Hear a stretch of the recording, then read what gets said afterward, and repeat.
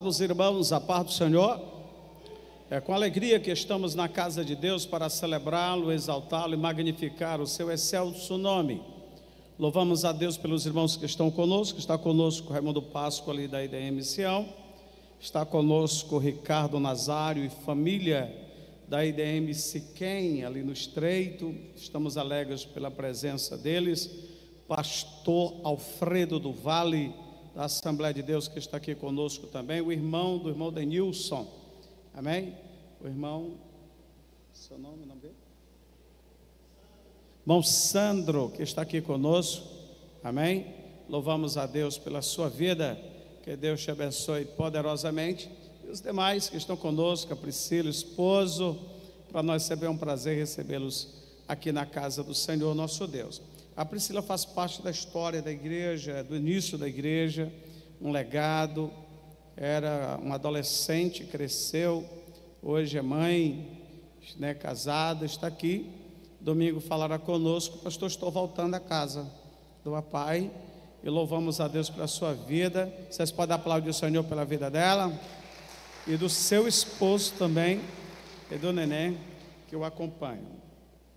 Nós acabamos de ouvir o pastor Eliú, o milagre no vale.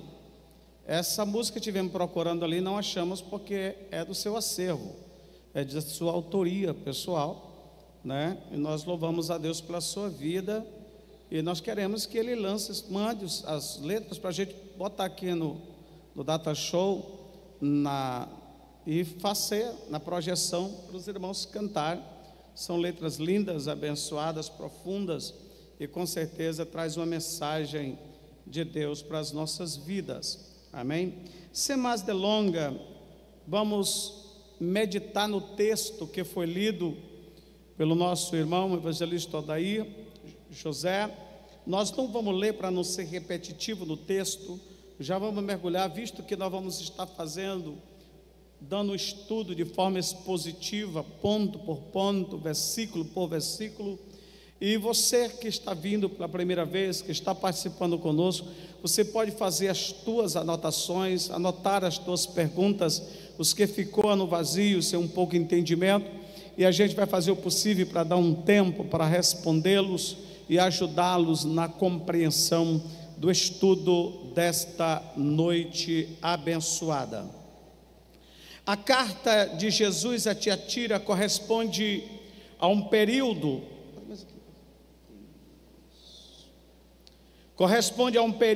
profético do ano 538 a 1516 depois de Cristo, anos Domini, anos do Senhor.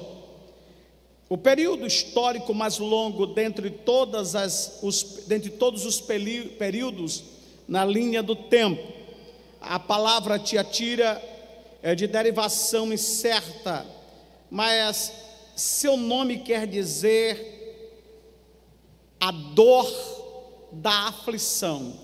Na verdade, vem de um vocábulo grego assim um pouco mais intrínseco, dizendo a dor que é gerada dentro de uma ferida profunda.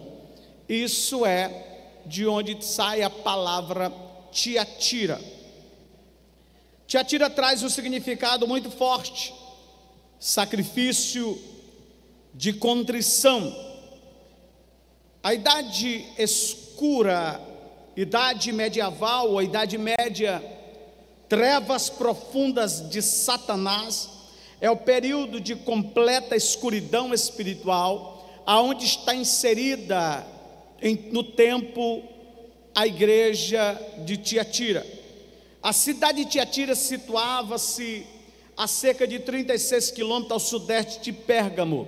Hoje, quem visita a moderna Akhisar, na Turquia, depara-se com as ruínas da cidade de Tiatira, que antes era florescente, perdera todo o vigor ao honrar mais a criatura do que o Criador. A cidade de Tiatira era conhecida pela produção de púrpura. Púrpura, ele é um molúsculo vermelho tirado de uma planta que era utilizado para tingir tecido. Era tão forte que podia ser identificado até mesmo na parte neblinosa de todas as cores. Diziam que quem era atingido pelo molusco vermelho de púrpura, certo? Ele tinha dificuldade de mover da sua pele. Uma tinta usada de forma intensa, mergulhava, passava o seu tempo ali e depois, certo, era tirado, e na sua impregnação mudava toda a originalidade da cor do tecido mergulhado naquela tinta. Além de roupas, artigos de cerâmica, bronze, trabalhadores em lã, linho, couro, argila, todos esses trabalhos, como padeiros, tingidores e escravos, estavam inseridos nesta força comercial da cidade de Tiatira. Como as outras cidades da época, Tiatira teve seus templos e santuários religiosos, incluindo templos aos falsos deuses, como Apolo, Tiramânios, Artênios, uma deusa chamada Diana pelos romanos, como nos diz em Atos 19:34, e um santuário a Sibila, orácula de Sambaste. Esse santuário, eles tomavam ênfase em peregrinação na adoração à cidade de Tiatira. Por causa da importância comercial desta cidade, Tiatira era a sede de vários grêmios, de vários sindicatos de comércios importantes, como lã, couro, linho, bronze, tinhadeiros, alfaiates, vendedores de púrpura, comerciantes diversos. Eles todos estavam inseridos dentro destes sindicatos, dentro destes grêmios comerciais daquela cidade. Uma dessas corporações vendia as vestimentas de púrpura, e é provável que Lídia era uma representante dessa corporação em Filipos, visto que ela era a principal representante dos linhos de púrpura ali naquela cidade de Filipos. Tais grêmios tinham fins tanto comerciais como sociais, tanto recreativos como religiosos. Historiadores afirmam que seria quase impossível ser comerciante em Tiatira sem fazer parte destes grêmios, sem fazer parte destes sindicatos, destas associações. Não participar era uma espécie de suicídio comercial. A pessoa eles não sobreviveria se não tivesse ligados a estes sindicatos comerciais. Eliminava-se qualquer chance de prosperidade, e é aqui, nessa exigência de gremiação, que morava o perigo da igreja de Tiatira. É dentro dessa proposta que nós iremos estar conversando. Cada grêmio, cada associação naquela cidade tinha uma divindade representada, tinha uma divindade titular. Cada grêmio, cada associação. Aqui está a associação de linho, a divindade tal. Aqui tem a associação de tal, a divindade tal, ou Deus tal, ou Senhor tal, Nossa Senhora tal. Estavam ligados a esses grêmios. Dentro deste sincretismo pagão, idólatra, religioso, estava a igreja de Tiatira. Nestas reuniões haviam banquetes como comida sacrificada aos ídolos, e sempre terminavam com celebrações recheadas de orgias sexuais, totalmente tomada pela prostituição e pela toda forma errada de relacionamento dos participantes. É bem provável que o evangelho tenha chegado a Tiatira através de Lídia, evangelizada por Paulo em Filipos, que retornou à cidade natal como portadora de boas novas da salvação, e o apóstolo haveria de confirmar o trabalho ali estabelecido em sua terceira viagem missionária.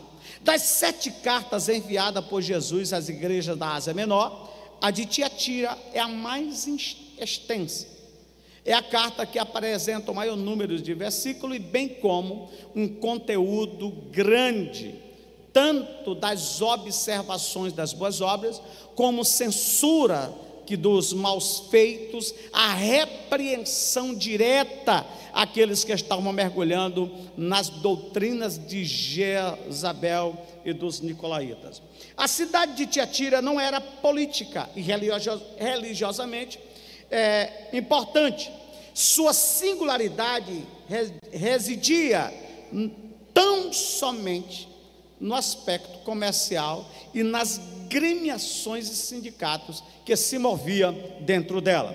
Através da sua posição geográfica, o intercâmbio comercial da cidade se dava entre a Europa e a Ásia Menor e praticamente quase toda a Ásia, mas no entanto a idolatria estava presente nesta prática comercial. Eu quero trazer para nós algumas observações.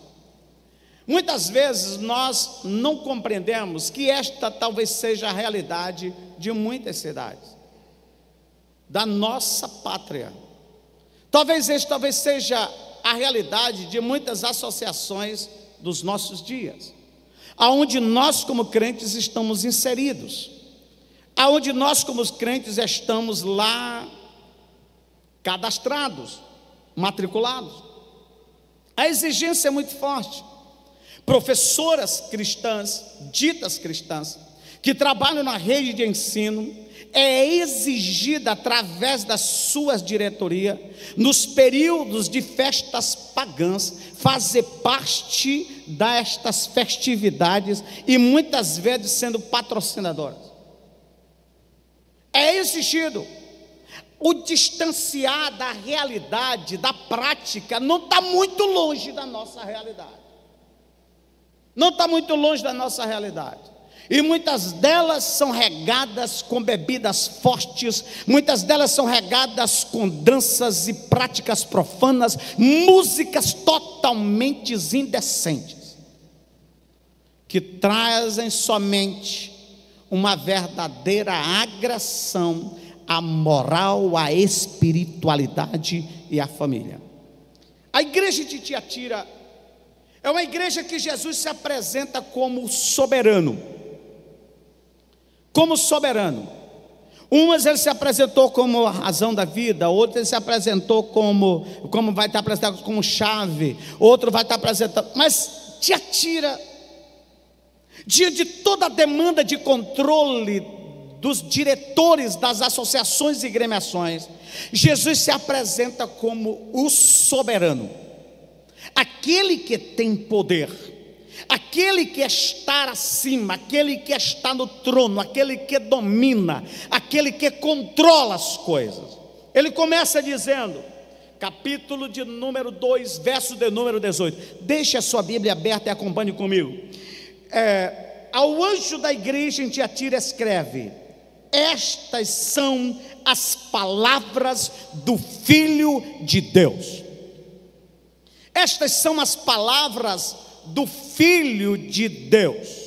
Quando ele se apresenta como Filho de Deus, ele está trazendo para si toda a demanda no que diz respeito a um ser divino, soberano, que habita no mais alto pináculo da glória, e como diz o Salmo, que se curva para ver os que estão nos céus, na terra e debaixo da terra. Este é o Deus que rege o universo e que sustenta o universo, como diz o escritor aos Hebreus, no capítulo 1, verso número 2, sustenta o universo pela palavra do seu poder. Quando ele apresenta como eu sou o Filho de Deus, ele está dizendo que ele é um ser onipresente. Ele age de uma maneira gloriosa, soberana. eu estou presente. Eu estou presente. O nosso Deus é um ser atemporal. Ele está fora do tempo. Atemporal. O nosso Deus, ele é imensamente majestoso. Ele não está um pé aqui e um pé na China, um pé na Lua, um pé em Plutão, um pé em Marte. Ele não está com a mão aqui e outra mão na esteira cadente do... Não! Ele está plenamente no céu. Quem está comigo aqui? Ele está plenamente na terra. Ele está plenamente em todo o universo. Por quê, pastor? Porque ele é um ser onipresente. Ele está em todos os lugares. Quando se apresenta, ele se apresenta apresentando como filho de Deus, o Senhor torna-se bem patente ao anjo de Tiatira, ser igual ao Pai. Implicitamente declara-se o cabeça da igreja, o presente na igreja, o regente da igreja, o que tem na mão o controle da igreja. Jesus Cristo é o chefe supremo e incontestável, tanto da igreja local quanto da igreja invisível, militante, universal. É este Jesus, o Filho de Deus. E ele diz que tem os olhos como chama de fogo. Ele é um ser onisciente. Seus olhos são como chama de fogo. Jesus é onisciente. Ele conhece tudo. Conhece tudo. Ele vê tudo. Ele sabe de tudo. O grande hino do Salmo 139 diz: Tu me sondas e me conheces. Se eu subo, tu estás lá. Se eu desço, tu estás lá. Se eu pego as asas da alva, tu estás lá. Tu estás me vendo. Se eu vou à escuridão, tu estás me vendo do mesmo jeito. Eu não estava nem sendo formado, ainda meus ossos ainda em formação, tu estava lá, entretecendo, formando no ventre a minha vida, o meu invólucro, o meu ser. Ele é um ser onisciente. Antes que a palavra chegue na nossa boca, ele sabe de tudo. Sabe de tudo. No estudo neurológico diz que antes que uma palavra chegue na minha língua, ele percorreu todos os meus neurônios, ele passou por todas as vias do cérebro, ele correu todas as vias necessárias do meu cérebro, da minha mente, do meu entendimento. Eu quero dizer para você, antes desta palavra começar a correr no meu interior, na minha mente, no meu cérebro, eu quero dizer que o nosso Deus onisciente, ele conhece todas as coisas. Conhece todas as coisas. Ele sabe de tudo. Tem os pés como bronze reluzente. Ele é um ser onipotente. O poder judiciário do Filho de Deus é simbolizado pelo bronze polido de seus pés. Ele é o juiz supremo de todas as coisas, porque todas as coisas foram-lhe confiadas pelo Pai. João capítulo 5, verso 22 e 23. E também o Pai, a ninguém julga, mas deu ao Filho todo juízo, para que todos honrem o Filho, como honra o Pai. Quem não honra o Filho, não honra o Pai que o enviou. Em breve, pois, Jesus haveria de submeter a severo julgamento, tanto Jezabel, quanto aos que ela adulteravam, e Deus não mudou, e traz isso para a sua mão, para o seu controle, porque Ele é onipotente. É onipotente. Ele tem poder de dar a vida, Ele tem poder de tirar a vida. Jesus chega a dizer: não tema aquele que mata o corpo, não pode fazer nada com a tua alma. Não tema, tema antes aquele que mata o corpo e tem poder para pegar a tua alma, o teu ser, e lançar no mundo das trevas, no inferno, no reino da morte. Na igreja de Tiatira, Jesus apresenta frutos honrados. O versículo de número 19 diz assim: conheça as tuas obras, o seu amor, a sua fé, o seu serviço, a sua perseverança, que está fazendo mais agora do que no princípio. A igreja de Tiatira está numa mão contrária da igreja de Éfeso. A igreja de Éfeso esfriou no amor.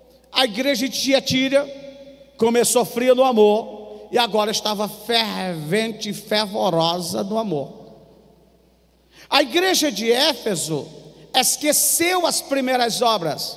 A igreja de Tiatira, no final, as suas obras eram mais louváveis do que no começo. Primeiro, Jesus fala sobre o amor da igreja de Tiatira. O amor de Tiatira era maior naquele tempo da carta. Vamos trazer para agora. Era maior hoje do que antes, mas ainda não era perfeito. Sua imperfeição não estava em amar os maus, residia no aderir ao mal. Vou repetir novamente. A imperfeição do amor de Tiatira não estava em amar o drogado, o bêbado, o ladrão, o criminoso, o prostituto, o adúltero, a prostituta, o veterado, o pecador. Não estava aí em amar a pessoa. O erro de Tiatira, ela não tem o equilíbrio de amar a pessoa e aderir ao mal da pessoa. E eu quero bater hoje sobre isso aí. Quero falar sobre isso. Nós estamos vivendo uma geração hoje, pastor, porque Jesus falou, Paulo falou, fazer de tudo para ganhar, pelo menos alguns. E tem pessoas que estão caindo nessa malha errada de atos errados da igreja de Tiatira. Estão sentando na mesas dos bêbados e estão participando da bebida dele. Estão participando das festas profanas e nestas festas estão sendo envolvidos na profanidade deles. Não somente amando eles, mas aderindo aos seus maus atos, aderindo às suas más práticas, aderindo aos seus pecados. Está acontecendo hoje. Está ou não está? Está. Está acontecendo hoje.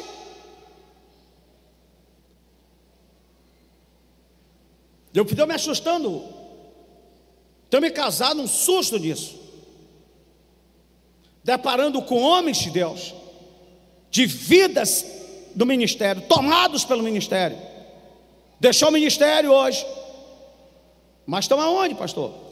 estão nas bancas de jogo, estão cercados de bebida, não tomaram ministério. Aí então mostra que quando passou para o ministério deixou de ser crente, porque das suas obrigações pararam,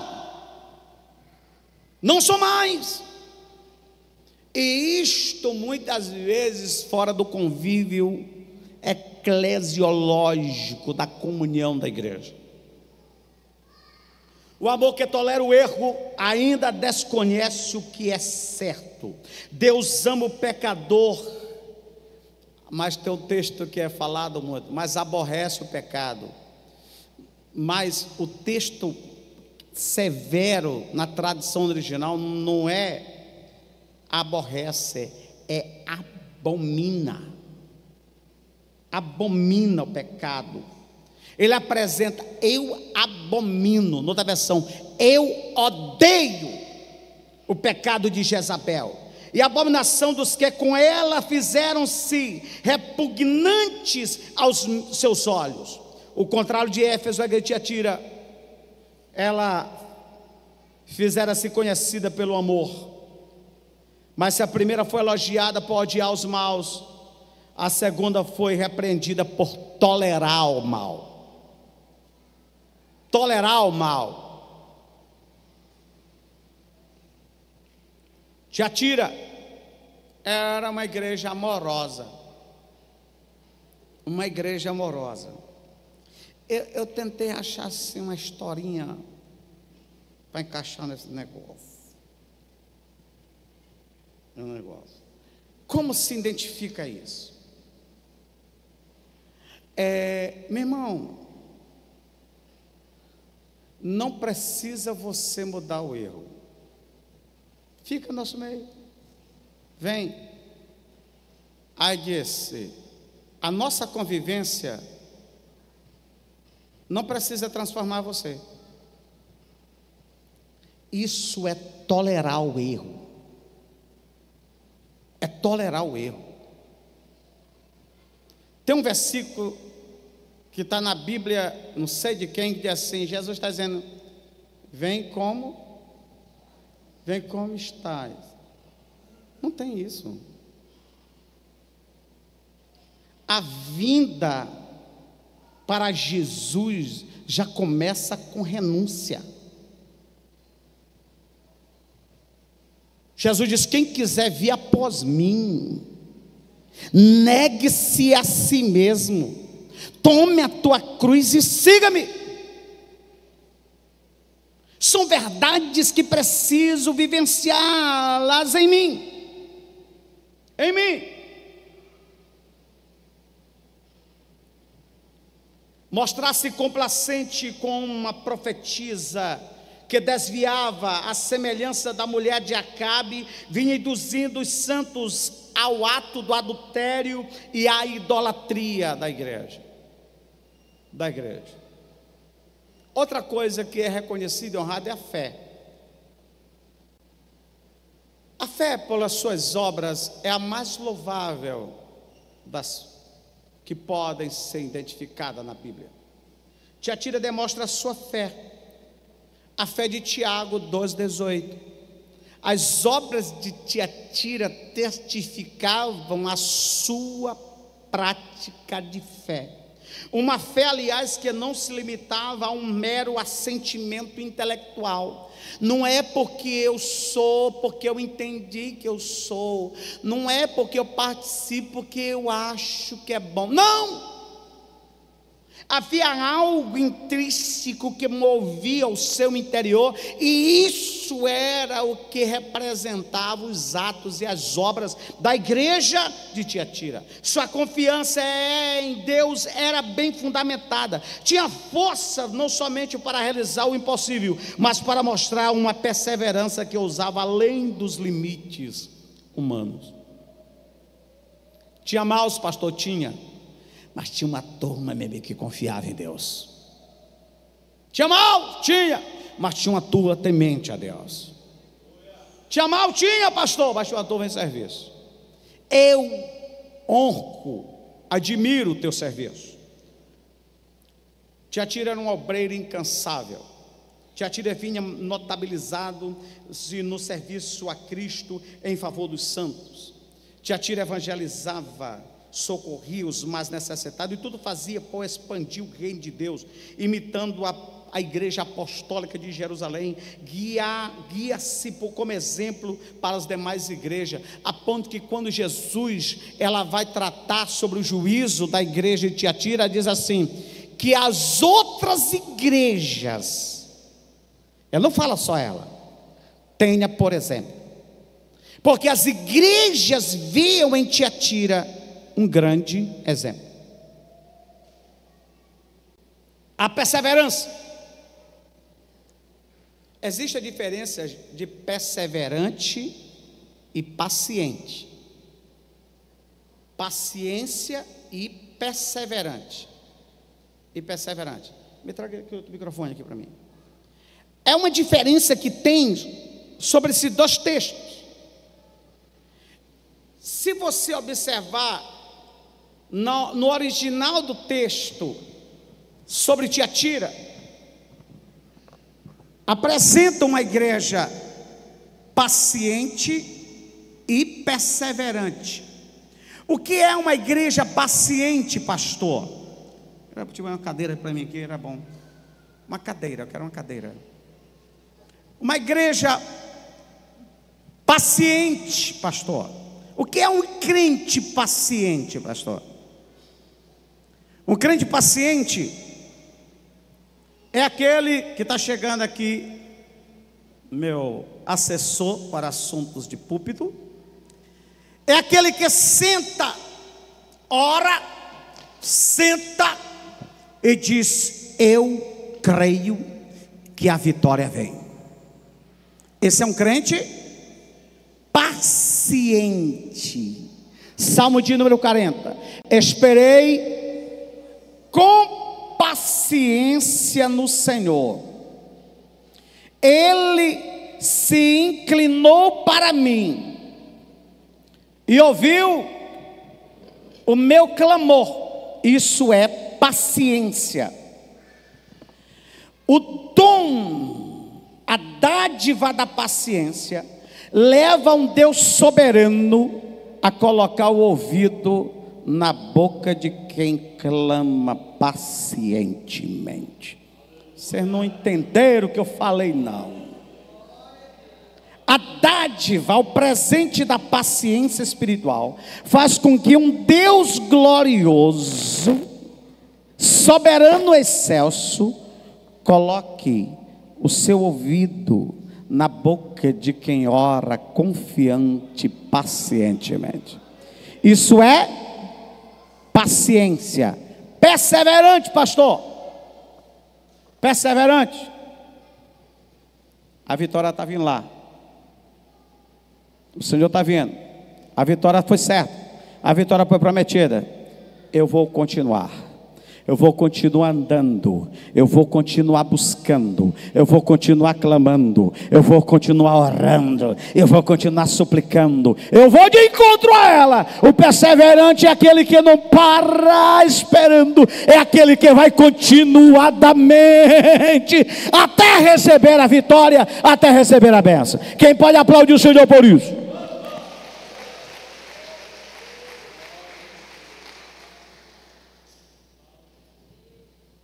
Essa dádiva foi descoberta na igreja de Tiatira. Foi descoberta. E ela era uma igreja que vivia da dádiva do crescimento. O anjo da igreja de Tiatira jamais se mostrou remisso, jamais se mostrou negligente, trabalhando e esforçando-se cada vez mais. Foi elogiado por Cristo por serem as suas últimas obras mais abundantes, mais valiosas, mais numerosas, do que as primeiras. Se as primeiras eram boas, as últimas tinham a marca da excelência. Verso número 20. A igreja de Tiatira foi censurada. Agora, o que me espanta, que quando ele fala, a igreja de Tiatira diz: eu tenho contra ti algumas poucas coisas. algumas poucas coisas. Dentro de um contexto escatológico e até mesmo histórico, a igreja de Tiatira, ela é conhecida como uma igreja indolente. Noutra versão chamada tolerante. Mas o Senhor disse: eu tenho contra ti algumas poucas coisas. Você tolera Jezabel, aquela mulher que se diz profetiza.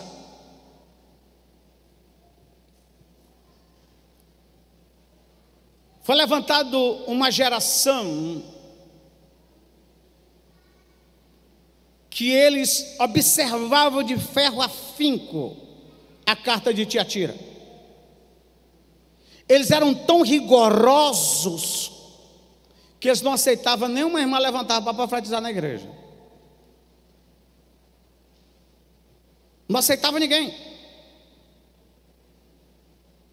E muitos, confundidamente, em vez de estar podando os excessos, eles estavam tolindo as manifestações de Deus. A Jezabel era ela identificada na igreja como uma falsa profetisa. Infelizmente, nós estamos vendo isso de uma forma tão gritante hoje. Tem pessoas hoje que andam com uma bolinha de cristal espiritual. Não é Deus que usa ela, não é Espírito Santo que usa ela, é ela que usa o Espírito Santo, é ela que usa Deus. Muitas vezes em reuniões são forçadas a dar palavras e revelamentos que não tem. Deus fala quando quer, com quem Ele quer. Ele usa qualquer um. Mas eu não estou e eu não sou o detentor do dom. O dom é do Espírito Santo. Uma vez o pastor Gesiel Gomes, numa reunião, ele disse, foi tomado ali, e uma irmã disse assim: pastor, você sabia que eu tenho uns 9 dons espirituais? Ele disse: você tem 10, minha irmã. Você tem o dom da mentira. Se o texto está falando a um ele deu, a outro ele deu, a outro ele deu. Esse contexto espiritual que muitas vezes não passam de meninice, precisa ter em nós o discernimento espiritual. Que tipo de espírito? Há 3 espíritos que usa o homem: é espírito de Deus, espírito do homem e espírito imundo mentiroso. Temos deparado, eu com o pastor Ivanúcio, de situações delicadas, de pessoas perturbadas. Pastor, recebi uma palavra, um telefonema de fulano de tal dos Anzóis, que disse: olha, você tem que dar isso, porque o Senhor falou para mim que você tem que dar isso. E a irmã disse: como é que eu vou dar se eu não tenho? Deus nem falou comigo. Eu disse: irmã, eu não vou dizer que é do diabo não, mas é dela, não é de Deus não. Então precisamos ter muito cuidado quanto a isso.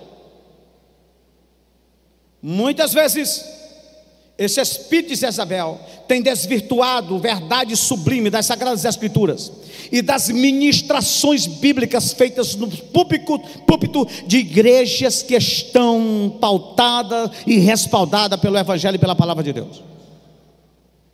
Isso é muito sério, muito sério.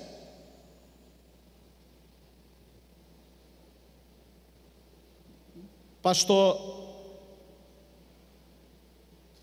eu acho que foi Casa Takayama.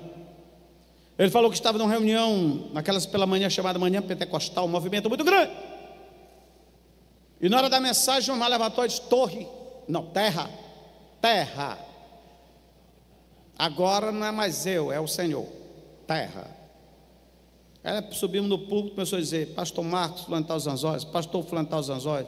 Aí chegou no pastor, ela disse: pastor, meu filho, que eu não me lembro do nome. Olha, que Deus é esse que não sabe do nome das pessoas?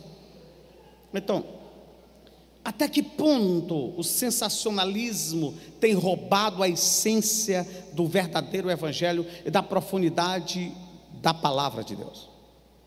Não é porque tem os falsos que não tem os verdadeiros. Não é porque tem Jezabel que não pode ter Ana. Não é porque tem os nicolaítas que não tem Ágapo. Só tem falso porque tem verdadeiros. E o que tem me assustado é que os falsos estão tendo mais ouvidos, mais palanque e mais microfone e mais oportunidade do que os verdadeiros. Que o Senhor levante profetas visionários e que sejam sensíveis à palavra do Senhor.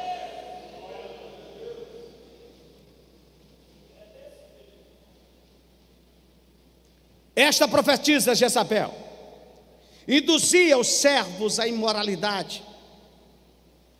Irmãos, a proposta muitas vezes daquilo que disse é profecia e não é, daquilo que disse é de Deus e não é desviar princípios, fazer rodeios no que diz respeito à palavra de Deus.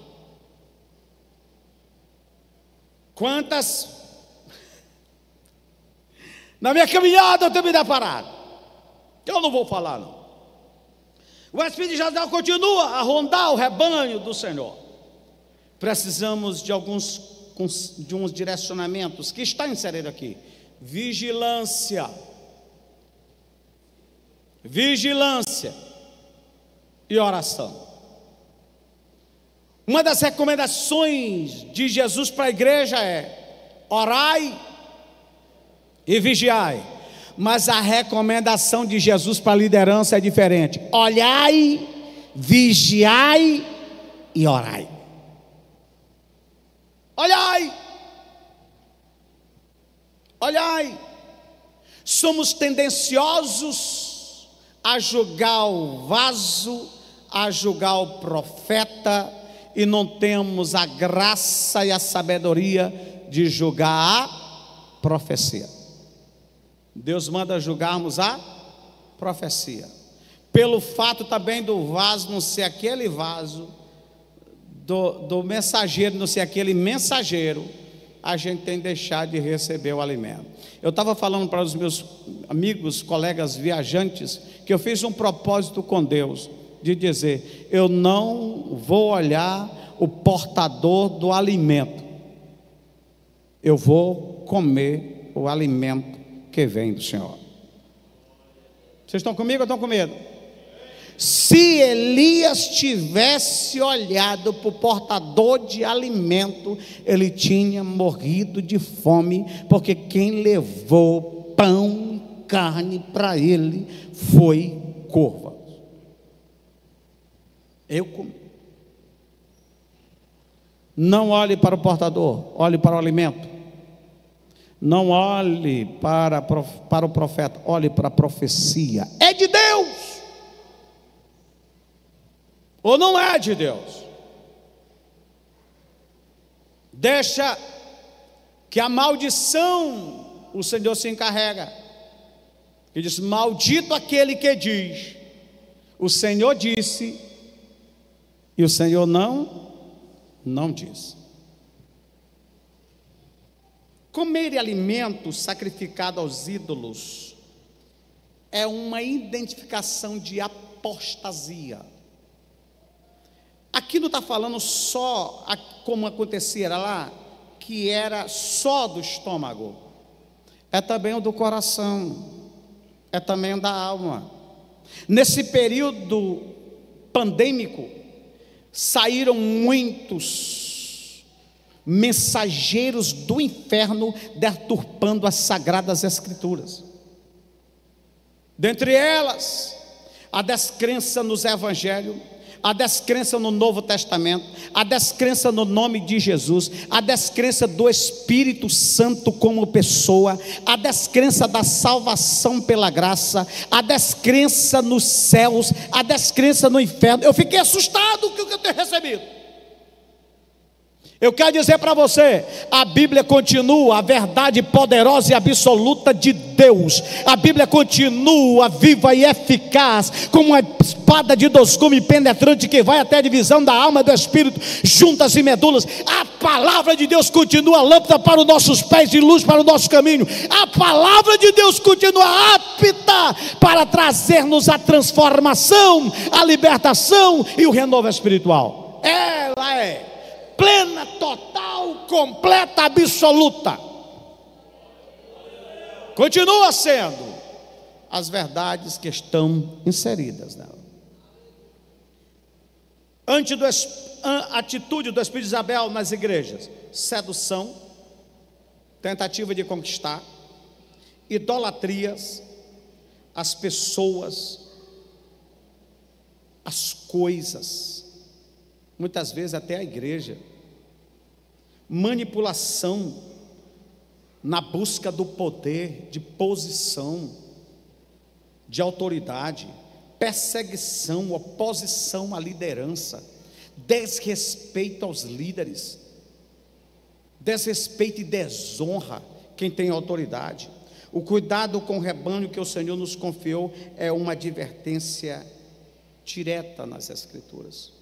As Escrituras, lá em Atos 20, 28 e 29, olhai por vós mesmos e por todo o rebanho sobre a qual o Espírito Santo vos constituiu bispos, para apacentardes a igreja de Deus, que ele resgatou com seu próprio sangue, porque eu sei que isto, depois da minha partida, entrarão no meio de vós lobos cruéis, que não pouparão ao rebanho.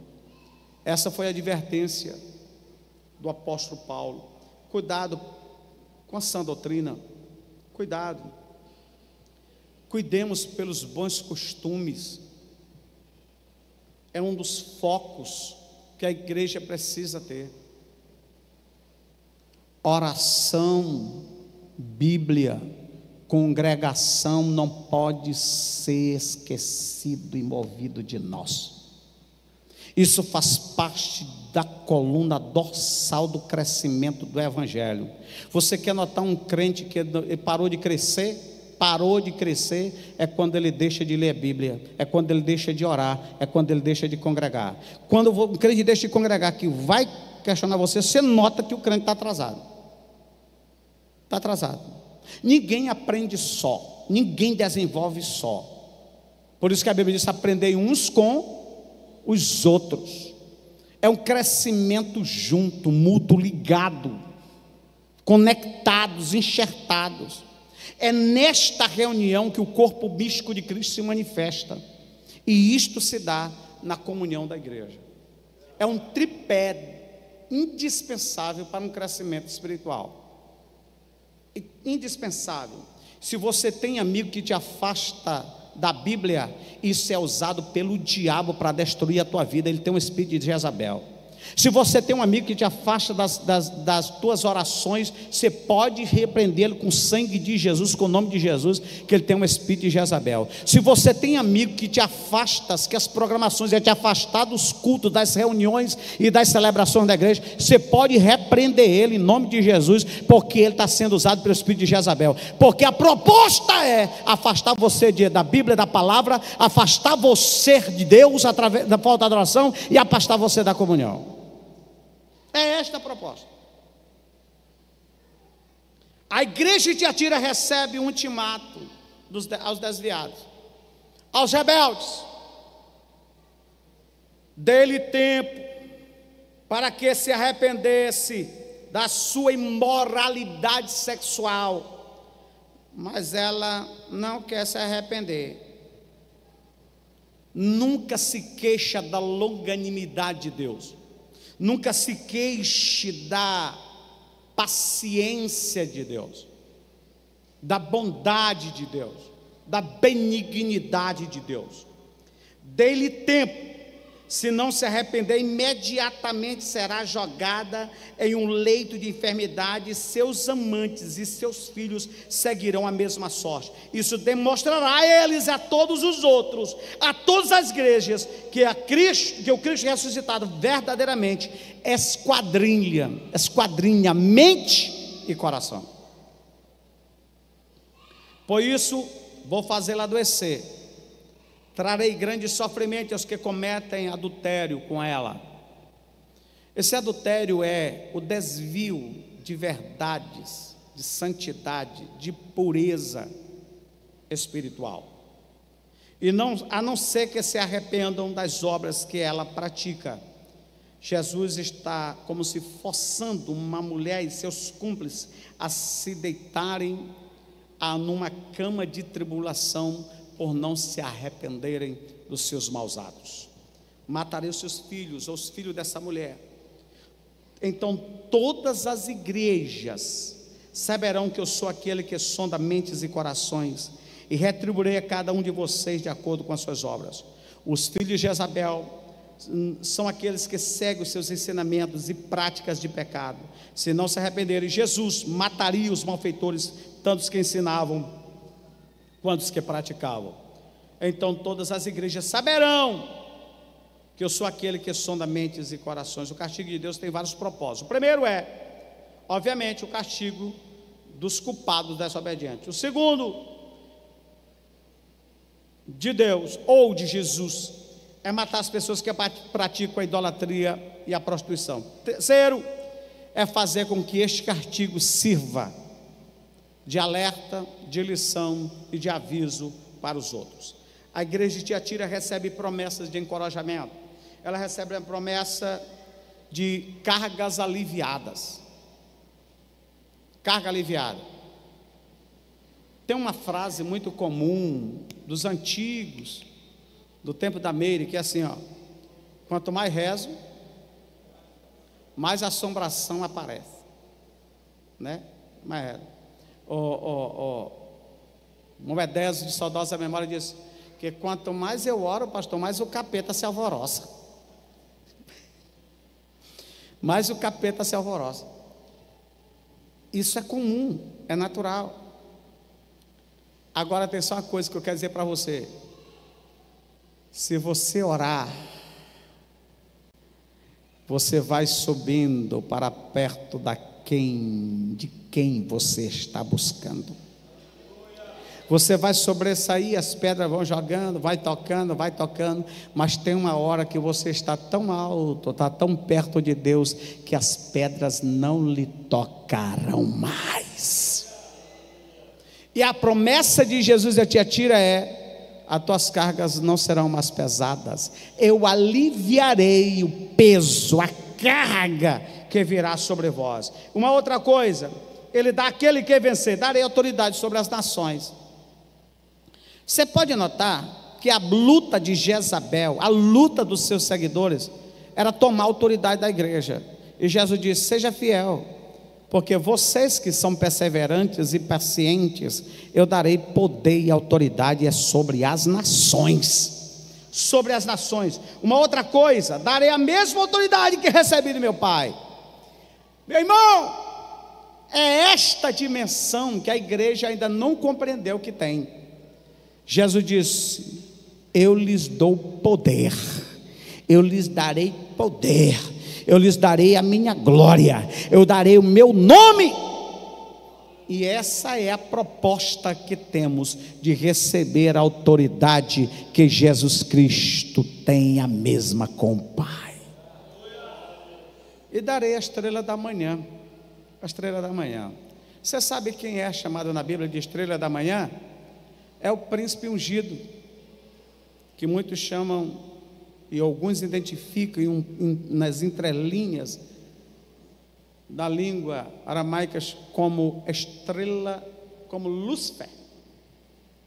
Ele é identificado em Isaías como a estrela da manhã, que há muito tempo ele é chamado de estrela da alva. estrela da alva. Aí vem Jesus. Pá. Aí o escritor de Apocalipse, Jesus não se manifesta como a estrela da manhã. Ele se manifesta como a resplandecente estrela da manhã. Eu não preciso da luz do sol, eu não preciso de desvio de luz, o meu resplendor está acima de todas as estrelas. Quem está comigo aqui? A glória da unção que foi dado ao inimigo que se rebelou contra Deus, quem é fiel diante do Senhor, receberá da resplandecente estrela da manhã. Quem pode dar glória a Deus por isso? Precisamos nos alegrar nisso, viver nisso. Tem outros textos aqui, mas vamos deixar para outra oportunidade. Que Deus nos ajude, que Deus nos abençoe, que Deus nos fortaleça e que possamos viver isso nesta dimensão poderosa de Deus em nós. Continue crente, continue firme. Deus está no controle e a vitória é nossa, em nome de Jesus. Amém? Boa tarde.